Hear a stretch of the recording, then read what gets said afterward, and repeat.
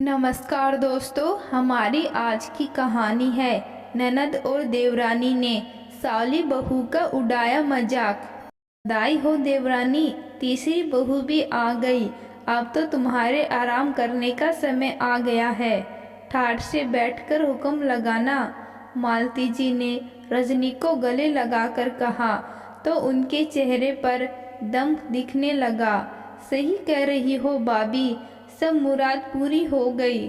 तीनों बेटों का घर बस गया और बेटी शिल्पी भी अपने ससुराल में रच बस गई। संध्या खुश होते हुए बोली, प्रणाम बड़ी मम्मी। सामने चाय नाश्ता लिए बड़ी बहू संध्या खड़ी थी। ट्रे रखकर मालती जी को धोख देकर पैर छूने लगी और उन्होंने भी खुश होकर सौभाग्यवती रहो का आशीर्वाद दिया। संध्या मालती का हालचाल पूछने लगी। भैया भाभी आपके साथ नहीं आए बड़ी मम्मी? अरे तेरे जेठ को ऑफिस में आने में समय था और बच्चे भी स्कूल से नहीं आए थे। वो लोग सीधे वही पैसन पर पहुँचेंगे। मैंने सोचा यहाँ कुछ काम होगा इसलिए पहले आ गई। संध्या बहू तुम्हारी देवरानी माया कहाँ है? दिख नहीं रही। मालती जी चाय पीते हुए बोली। तभी माया और शिल्पी कमरे से आए। मम्मी मैं और माया भाभी पार्लर होकर आते हैं।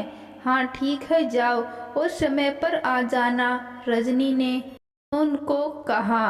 तुम दोनों पार्लर में तैयार होने जा रही हो तो संध्या बहू को क्यों नहीं ले जा रही थी? मालती जी के यह पूछते ही शिल्पी हंसते हुए बोली, बड़ी मम्मी संध्या भाभी को पार्लर की क्या जरूरत है? इनके चेहरे पर मेकअप दिखेगा भी नहीं और फिर बेचारी पार्लर वाली भी कितना भी पाउडर लगाकर गोरी कर दे फिर भी संध्या भाभी अपने नाम के जैसे ही लगेगी। शिल्पी की इस बात पर माया और रजनी भी हंसने लगी। यह सुनकर मालती को बहुत बुरा लगा। उसने देखा कि शिल्पी की बात पर संध्या सामने तो हंस दी लेकिन उसकी आंखें भीग गई। सही कहा बिटिया की संध्या को मेकअप की क्या जरूरत है? अरे मेकअप तो वो करते हैं जिनके मन में दाग होता है। उन दाग को दुनिया से ज़्यादा खुद से छुपाने के लिए पाउडर की परत लगानी पड़ती है। जो मन से सुंदर होता है उसकी निश्चल मुस्कान ही उसकी खूबसूरती पर और चांद लगा देता है। मालती जी की बात सुनकर सब चुप हो गए। बात को संभालते हुए रजनी बोली, अरे भाभी आप भी क्या बात लेकर बैठ गई? ननद भौजाई का आपस का मजाक है। शिल्पी की बात का कोई मतलब नहीं था। रजनी ने धीरे से शिल्पी को इशारा किया कि वो निकले जल्दी से और संध्या को भी जल्दी से तैयार होने को कहा। तो संध्या बोली, मम्मी जी आप भी तैयार हो जाइए, आप और पापा जी को पहले जाना है। संध्या बहू तुम भी तैयार हो जाओ, आज मैं अपनी देवरानी को अच्छे से तैयार करके लाती हूँ। मालती जी ने अपनी आंखें सिकोड़ते हुए रजनी को देखते हुए कहा, क्या हुआ भाभी, ऐसी क्यों देख रही? लग रहा है आज क्लास लेने वाली हो। रजनी हंसते हुए बोली, मुझे तुमसे यह उम्मीद नहीं थी। रजनी, मालती जी गुस्से से बोली, भाभी क्या हो गया? आप शिल्पी की बात को लेकर अभी तक अपसेट हैं। वो रजनी बात को टालना चाह रही थी। रजनी, यह ननद भाभी का मजाक नहीं था बल्कि एक बहू का अपमान था जो तुमने किया। एक जेठानी का अपमान था जो माया बहू ने किया और एक भाभी का अपमान था जो शिल्पी ने किया। तुम लोगों को संध्या बहू का सांवला रंग दिखता है लेकिन उसका उजला मन नहीं दिखता। जब से वो इस घर की बहू बनकर आई है सभी को, मेरा मतलब सिर्फ तुम्हारा परिवार नहीं बल्कि तुमसे जुड़े हर रिश्ते को उसने प्यार और सम्मान की डोर से सबको बांध रखा है, छोटा हो या बड़ा, सभी का ख्याल दिल से रखती है। एक बात बता, जब संध्या बहू को तू पसंद करके आई थी तो तू उसके गुणों का बखान करते नहीं थकती थी।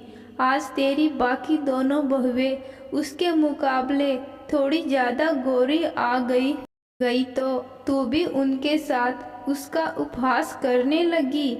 मैंने देखा कि कैसे शिल्पी के भद्दे मजाक पर माया मुंह दबाकर हंस रही थी, और तू भी। संध्या बहू मुस्कुराकर रह गई, लेकिन उस मुस्कान में और उसकी आंखों में अपमान का दंश साफ झलक रहा था। वो इस घर की बड़ी बहू है और उसकी इस गरिमा को बनाए रखना तुम्हारा काम है।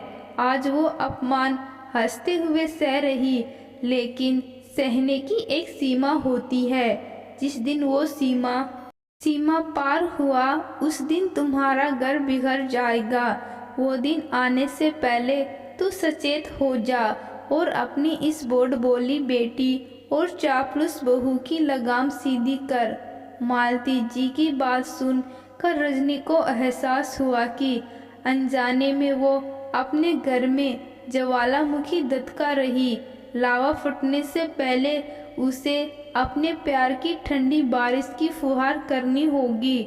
सभी से पसंद पर पहुंच गए। नई बहू के साथ स्टेज पर रुकने की बारी आई तो रजनी ने संध्या को आवाज दी, संध्या बहू तुम स्टेज पर रुको और माया बहू तुम और भी द्वार पर सबके स्वागतम के लिए खड़ी रहो। द्वार पर मम्मी, स्टेज पर खूबसूरत चेहरे लग रहेंगे तो फोटो अच्छी आएंगी। संध्या भाभी अगर वहाँ रही तो लोग यही कहेंगे, शिल्पी चिढ़कर बोली। लेकिन रजनी ने आज उसे बीच में ही रोक दिया। लोग यही कहेंगे कि रजनी की बड़ी बहू की खूबसूरती को किसी बनावटी मेकअप की कोई ज़रूरत नहीं। शिल्पी मजाक एक हद तक रहे तभी तक ठीक है, लेकिन किसी के आत्मसम्मान को ठेस पहुंचाना हमें शोभा नहीं देता। बोलो मत, संध्या मेरे घर की बड़ी बहू है और उसका मान करना हम सबका फर्ज है। और माया, यही उम्मीद मैं तुमसे भी करती हूँ। रजनी की बात सुन आज संध्या का चेहरा खिल उठा। उसने मालती जी की तरफ देखा और आंखों से ही कृतज्ञता दिखाई। तो दोस्तों, आज की कहानी आपको कैसी लगी कमेंट बॉक्स में ज़रूर बताना। धन्यवाद।